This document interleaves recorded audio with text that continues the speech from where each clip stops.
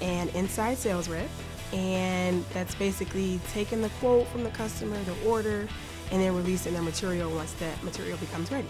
I started in 2012 as an assistant, and over the years I became an inside sales rep. Had some assistant roles, and then progressed slowly with one major account, and then I got a full territory. I feel like this job is really rewarding, but that comes with a lot of stress. So I think that the most thing that I'm proud of that I do is just keep the morale positive.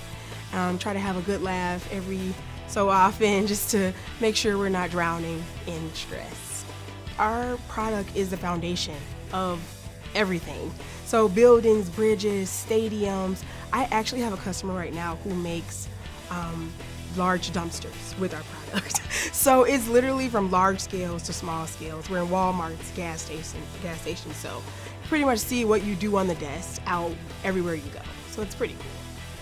For one, it's faster. You don't have to wait for the lead time is much quicker.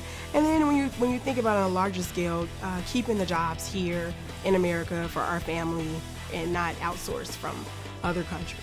It ultimately comes down to your dinner table.